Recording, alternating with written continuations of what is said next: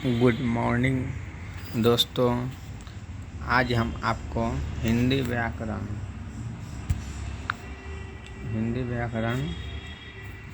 क्या होता है, कितने प्रकार के होते हैं, ये सभी हम बताएंगे संस्कृत मस्ती चैनल पर। तो बने रहे हमारे यूट्यूब चैनल संस्कृत मस्ती।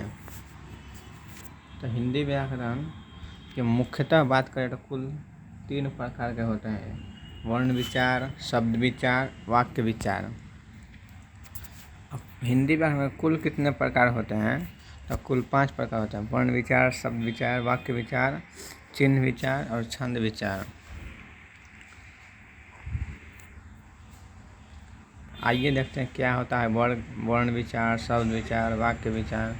वर्ण विचार में हम वर्ण का अध्ययन करते हैं। वर्ण क्या होते हैं, वर्ण के कितने भेद होते हैं, वर्ण का उच्चारण स्थान क्या होता है, ये सभी वर्ण विचार में। शब्द विचार, शब्द क्या होते हैं, शब्द के कितने प्रकार होते हैं, कौन सा शब्द किस प्रकार में जाता है,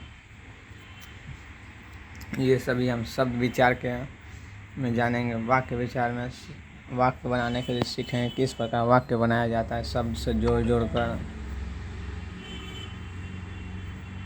चिन्ह विचार और छंद विचार। चिन्ह विचार में वाक्य के लास्ट में जो प्रश्नवाचक चिन्ह, एक्सक्लेमेशन सेंटेंस, ये सब जो लगे रहते हैं वो सभी चिन्ह विचार के उदाहरण है। छंद विचार में कविता के लय, ताल, क्रम और मात्रा पर विचार करते हैं। अब चलिए आगे देखते हैं हिंदी व्याकरण। तो पहला बात है कि व्याकरण क्या होता है या किसे कहते हैं। तब व्याकरण वह शास्त्र है जिसके द्वारा हमें शुद्ध पढ़ने, बोलने और लिखने आदि का ज्ञान होता है।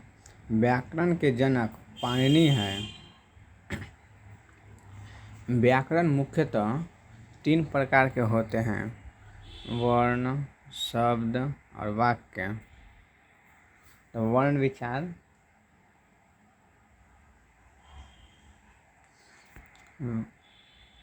व्याकरण का वह विभाग है जिसमें किसी भाषा के वर्णों के रूप, भेद, उच्चारण तथा उनके मेल से शब्द बनने के नियम दिए जाते हैं।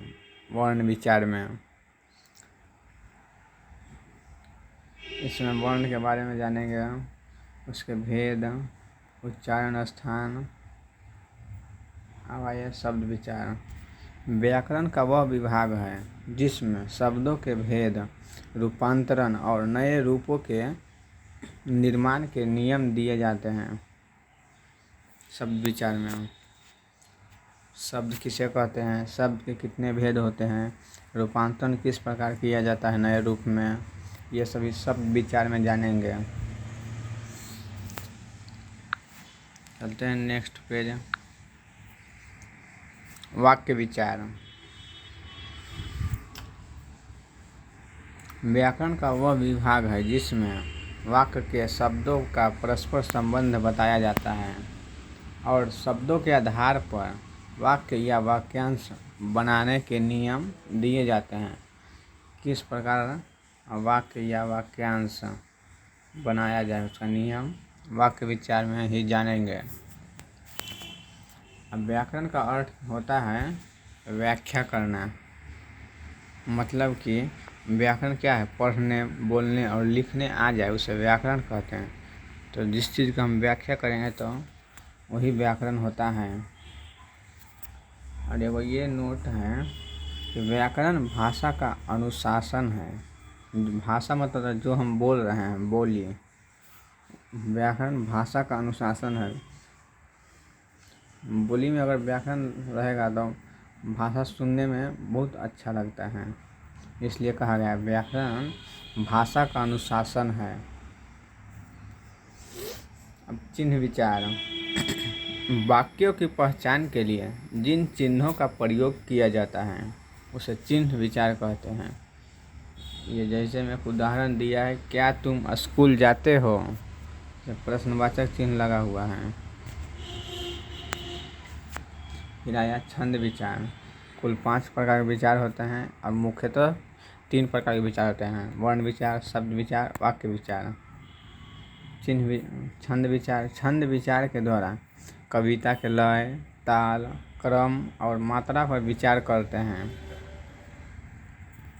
ये रहा आपका कुल विचार 5 व्याकरण के।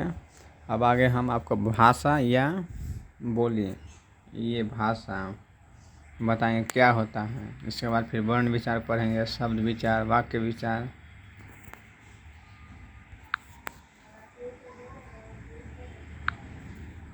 तो thanks for watching my video और सब्सक्राइब करें हमारे यूट्यूब चैनल संस्कृत मस्ती और बने रहें।